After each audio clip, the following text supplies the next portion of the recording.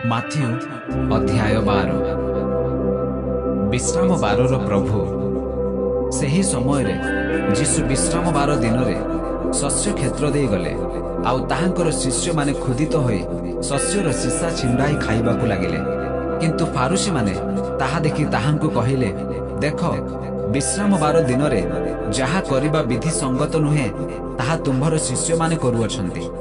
ମାତ୍ର ସେ ସେମାନଙ୍କୁ କହିଲେ, ଦାଉଦ ଓ ତାହାଙ୍କ ସଙ୍ଗୀମାନେ ଖୁଦିତ ହେବା ସମୟରେ ସେ କ'ଣ କରୁଥିଲେ, ତାହା କି ତୁମ୍ଭେମାନେ ପାଠ କରିନାହଁ? ସେ କିପରି ଈଶ୍ୱରଙ୍କ ଗୃହରେ ପ୍ରବେଶ କରି ଯେଉଁ ଉତ୍ସର୍ଗୀକୃତ ରୁଟି କେବଳ ଯାଜକମାନଙ୍କ ଭୋଜନ କରିବା ବିଧି ସଙ୍ଗତ ଥିଲା, କିନ୍ତୁ ତାଙ୍କର ଓ ତାହାଙ୍କ ସଙ୍ଗୀମାନଙ୍କର ଭୋଜନ କରିବା ବିଧି ସଙ୍ଗତ ନଥିଲା, ତାହା ସେମାନେ ଭୋଜନ କରିଥିଲେ। କିମ୍ବା ବିଶ୍ରାମ ବାର ଦିନରେ ଯାଜକମାନେ ମନ୍ଦିର ମଧ୍ୟରେ ବିଶ୍ରାମ ବାରକୁ ଅପବିତ୍ର କଲେ ହେଁ ନିର୍ଦ୍ଦୋଷ ଅଟନ୍ତି। ମୋଶାଙ୍କ ବ୍ୟବସ୍ଥାରେ ତୁମ୍ଭେମାନେ କ'ଣ ଏହା ପାଠ କରିନାହଁ? ମାତ୍ର ମୁଁ ତୁମ୍ଭମାନଙ୍କୁ କହୁଅଛି, ମନ୍ଦିର ଅପେକ୍ଷା ମହତ୍ ବିଷୟ ଏଠାରେ ଅଛି। କିନ୍ତୁ ଆମ୍ଭେ ବଳିଦାନ ଭଲ ନ ପାଇ ଦୟା ଭଲ ପାଉ। ଏ ଉକ୍ତିର ଅର୍ଥ ଯେବେ ଜାଣିଥାନ୍ତ, ତେବେ ଏହି ନିର୍ଦ୍ଦୋଷ ଲୋକଙ୍କୁ ଦୋଷୀ କରିନଥାନ୍ତ, କାରଣ ମନୁଷ୍ୟପୁତ୍ର ବିଶ୍ରାମ ବାରର ପ୍ରଭୁ ଅଟନ୍ତି। ଶୁଷ୍କ ହସ୍ତ ବିଶିଷ୍ଟ ବ୍ୟକ୍ତିର ସୁସ୍ଥତା। ସେ ସେହି ସ୍ଥାନରୁ ଚାଲିଯାଇ ସେମାନଙ୍କ ସମାଜ ଗୃହରେ ପ୍ରବେଶ କଲେ। ଆଉ ଦେଖ, ସେଠାରେ ଜଣେ ଲୋକ ଥିଲା, ତାହାର ଗୋଟିଏ ହାତ ଶୁଖି ଯାଇଥିଲା।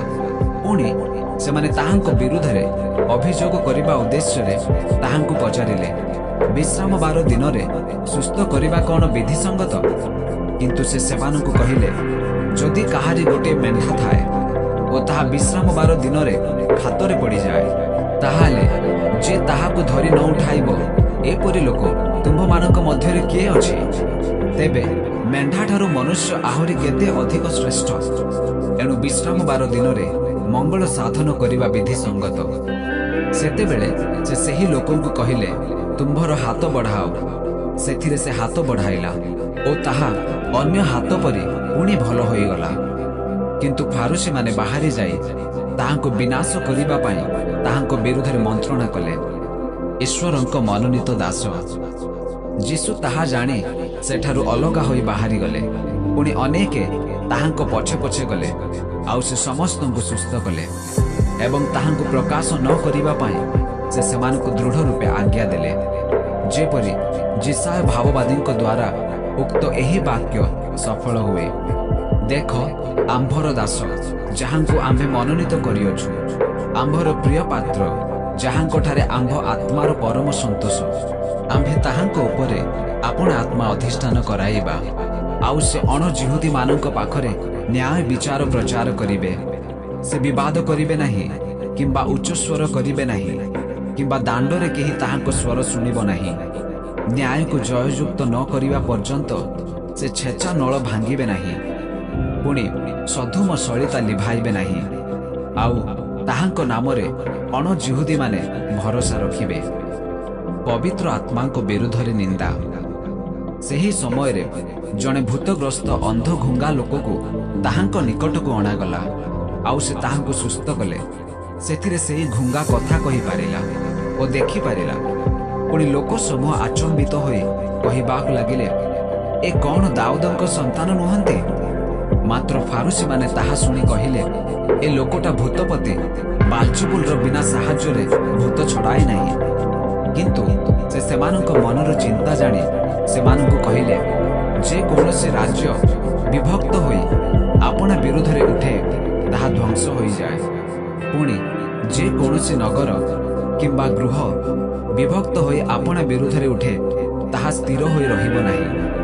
ଆଉ ଶୟତାନ ଯଦି ଶୟତାନକୁ ଛଡ଼ାଏ, ତାହେଲେ ସେ ବିଭକ୍ତ ହୋଇ ଆପଣା ବିରୁଦ୍ଧରେ ଉଠିଲାଣି, ତେବେ ତାହାର ରାଜ୍ୟ କି ପ୍ରକାରେ ସ୍ଥିର ହୋଇ ରହିବ?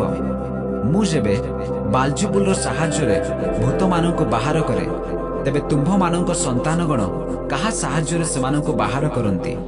ଏଣୁ ସେମାନେ ହିଁ ତୁମ୍ଭମାନଙ୍କର ବିଚାରକର୍ତ୍ତା ହେବେ। କିନ୍ତୁ ମୁଁ ଯଦି ଈଶ୍ୱରଙ୍କ ଆତ୍ମାଙ୍କ ସାହାଯ୍ୟରେ ଭୂତମାନଙ୍କୁ ଛଡ଼ାଏ, ତେବେ ତ ଈଶ୍ୱରଙ୍କ ରାଜ୍ୟ ତୁମ୍ଭମାନଙ୍କ ନିକଟରେ ଉପସ୍ଥିତ ହେଲାଣି। ଅବା କେହି ପ୍ରଥମେ ବଳବାନ ଲୋକଙ୍କୁ ନ ବାନ୍ଧିଲେ କି ପ୍ରକାରେ ତାହା ଘରେ ପ୍ରବେଶ କରି ତାହାର ଅସ୍ତ୍ରଶସ୍ତ୍ର ସବୁ ଚୋରି କରିପାରେ। ତାହାକୁ ଆଗେ ବାନ୍ଧିଲେ ସିନା ତାହାର ଗୃହ ଲୁଣ୍ଠନ କରିବ। ଯେ ମୋହର ସପକ୍ଷ ନୁହେଁ ସେ ମୋହର ବିପକ୍ଷ, ପୁଣି ଯେ ମୋ ସହିତ ସଂଗ୍ରହ କରେ ନାହିଁ ସେ ଛିନ୍ନ ଭିନ୍ନ କରି ପକାଏ। ଅତଏବ ମୁଁ ତୁମ୍ଭମାନଙ୍କୁ କହୁଅଛି, ମନୁଷ୍ୟମାନଙ୍କର ସମସ୍ତ ପାପ ଓ ନିନ୍ଦା କ୍ଷମା କରାଯିବ, କିନ୍ତୁ ପବିତ୍ର ଆତ୍ମାଙ୍କ ବିରୁଦ୍ଧରେ ନିନ୍ଦା କ୍ଷମା କରାଯିବ ନାହିଁ।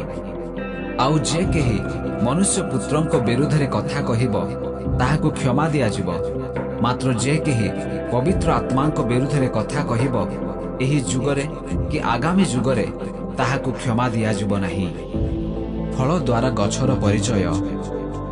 ଗଛକୁ ଭଲ କୁହ ଓ ତାହାର ଫଳକୁ ଭଲ କୁହ, ନହେଲେ ଗଛକୁ ମନ୍ଦ କୁହ ଓ ତାହାର ଫଳକୁ ମନ୍ଦ କୁହ, କାରଣ ଫଳ ଦ୍ୱାରା ଗଛ ଚିହ୍ନାଯାଏ। ରେ କାଳସର୍ପର ବଂଶ, ତୁମ୍ଭେମାନେ ଦୁଷ୍ଟ ହୋଇ କି ପ୍ରକାର ଭଲ କଥା କହିପାର? କାରଣ ହୃଦୟର ପୂର୍ଣ୍ଣତାରୁ ମୁଖ କଥା କହେ। ଉତ୍ତମ ଲୋକ ଉତ୍ତମ ଭଣ୍ଡାରରୁ ଉତ୍ତମ ପଦାର୍ଥ ବାହାର କରେ, ପୁଣି ମନ୍ଦ ଲୋକ ମନ୍ଦ ଭଣ୍ଡାରରୁ ମନ୍ଦ ପଦାର୍ଥ ବାହାର କରେ।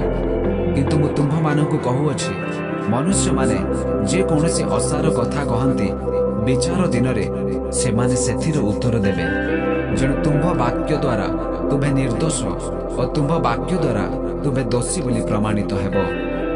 ଜୁନସଙ୍କ ଚିହ୍ନ। ସେତେବେଳେ ଶାସ୍ତ୍ରୀ ଓ ଫାରୁସୀମାନଙ୍କ ମଧ୍ୟରୁ କେତେକ ଜଣ ତାହାଙ୍କୁ ଉତ୍ତର ଦେଲେ, ହେ ଗୁରୁ, ଆମ୍ଭେମାନେ ଆପଣଙ୍କଠାରୁ ଗୋଟିଏ ଚିହ୍ନ ଦେଖିବାକୁ ଇଚ୍ଛା କରୁଅଛୁ। କିନ୍ତୁ ସେ ସେମାନଙ୍କୁ ଉତ୍ତର ଦେଲେ, ଦୁଷ୍ଟ ଓ ବ୍ୟଭିଚାରୀ ବଂଶ ଚିହ୍ନ ଅନ୍ୱେଷଣ କରନ୍ତି, ମାତ୍ର ଭାବବାଦୀ ଜୁନସଙ୍କ ଚିହ୍ନ ବିନା ଅନ୍ୟ କୌଣସି ଚିହ୍ନ ସେମାନଙ୍କୁ ଦିଆଯିବ ନାହିଁ। କାରଣ ଜୁନସ ଯେପରି 3 ଦିନ ଓ 3 ରାତି ଏକ ବୃହତ୍ ମତ୍ସ୍ୟର ପେଟରେ ଥିଲେ, ମନୁଷ୍ୟ ପୁତ୍ର ସେହିପରି 3 ଦିନ ଓ 3 ରାତି ଭୂଗର୍ଭରେ ରହିବେ। ନିନିବି ସହରର ଲୋକମାନେ ବିଚାରରେ ଏହି ବର୍ତ୍ତମାନ ପୁରୁଷ ସହିତ ଉଠି ଏମାନଙ୍କୁ ଦୋଷୀ କରିବେ, କାରଣ ସେମାନେ ଜୁନସଙ୍କ ପ୍ରଚାରରେ ମନ ପରିବର୍ତ୍ତନ କଲେ। ଆଉ ଦେଖ, ଜୁନସଙ୍କ ଅପେକ୍ଷା ମହତ୍ ବିଷୟ ଏ ସ୍ଥାନରେ ଅଛି। ଆଉ ଦକ୍ଷିଣ ଦେଶର ରାଣୀ ବିଚାରରେ ଏହି ବର୍ତ୍ତମାନ ପୁରୁଷ ସହିତ ଉଠି ଏମାନଙ୍କୁ ଦୋଷୀ କରିବେ, କାରଣ ସେ ସୋଲୋମନଙ୍କ ଜ୍ଞାନର କଥା ଶୁଣିବାକୁ ପୃଥିବୀର ପ୍ରାନ୍ତରୁ ଆସିଲେ। ଆଉ ଦେଖ, ସୋଲୋମନଙ୍କ ଅପେକ୍ଷା ମହତ୍ ବିଷୟ ଏ ସ୍ଥାନରେ ଅଛି। ଅଶୁଚି ଆତ୍ମାର ପ୍ରତ୍ୟାବର୍ତ୍ତନ। ଅଶୁଚି ଆତ୍ମା ଜଣେ ମନୁଷ୍ୟଠାରୁ ବାହାରି ଗଲା ପରେ ଜଳଶୂନ୍ୟ ସ୍ଥାନ ସବୁ ଭ୍ରମଣ କରି ବିଶ୍ରାମ ଖୋଜେ ଓ ତାହା ପାଏ ନାହିଁ। ସେଥିରେ ସେ କୁହେ, ମୁଁ ଯେଉଁ ଘରୁ ବାହାରି ଆସିଲି ମୋହର ସେହି ଘରକୁ ଫେରିଯିବି। ପୁଣି ସେ ଆସି ତାହା ଶୂନ୍ୟ, ମାର୍ଜିତ ଓ ସୁଶୋଭିତ ଦେଖେ।